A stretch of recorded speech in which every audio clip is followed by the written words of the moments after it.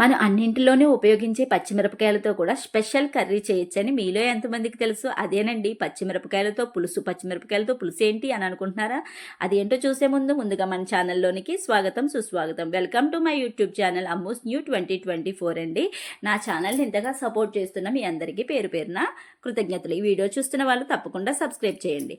అలాగే మనకి ముందుగా ఒక 15 పచ్చిమిరపకాయలను తీసుకుని శుభ్రంగా కడుక్కుని కాట్లు పెట్టి పక్కన పెట్టాలి. అలాగే 2 ఉల్లిపాయలు, ఒక టమాటో, జీలకర్ర, అల్లం, వెల్లుల్లి అన్నీ వేసి మిక్సీ పట్టుకొని పక్కన పెట్టుకున్నామండి. ఒక బాండీ వేసుకుని అందులో ఆయిల్ పోసి మెంతులు, ఆవాలు, జీలకర్ర, ఎండుమిర్చి, కరివేపాకు వేసుకోవాలి. ఇవి కొంచెం వేగిన తర్వాత ముందుగా మనం శుభ్రం చేసి పెట్టుకున్న పచ్చిమిర్చి ఏవైతే ఉన్నాయో ఆ పచ్చిమిర్చిని కూడా ఇందులో వేసుకొని కొంచెం కలర్ చేంజ్ అయ్యేంత వరకు వేయించుకోవాలన్నమాట. ఇప్పుడైతే పచ్చిమిర్చి వేసేసుకున్నామండి. కలర్ చేంజ్ అయ్యేంత వరకు వెయిట్ చేద్దాం. ఇలాంటి పులుసు మీలో ఎప్పుడైనా ఎవరైనా తిన్నారా? తినకపోతే తప్పకుండా ఒకసారి ట్రై చేయండి.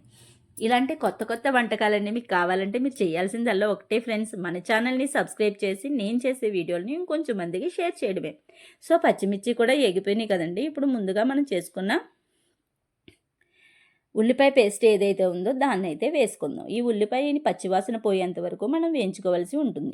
సో ఈ పులుసు కూరలన్నీ మాకు కోనసీమ స్పెషల్ అనమాట అండి. ఇక్కడికి వచ్చిన తర్వాతే నేనైతే తినడం మొదలుపెట్టాను. ఇవి చూడడం కూడా ఇక్కడే చూశాను. పచ్చిమిరపకాయ పులుసులు, కంద పులుసులు ఇవన్నీ కూడా మన వీడియోల్లో ఉన్నాయండి, తప్పకుండా చూడండి. సో ఉల్లిపాయ అయితే వేగిందండి. కొంచెం పసుపు, కాస్త కల్లుప్పు కూడా వేసేసుకుందాం. ఇది వేగేలోపు మనం పులుసు కూరలోకి ఎంతో అవసరమైన చింతపండు అండి. సో చింతపండుని నానబెట్టుకుందాం. ఒక నిమ్మకాయ సైజు అంతా చింతపండుని అయితే వేసి వాటర్ వేసి పక్కన పెట్టుకుందాం.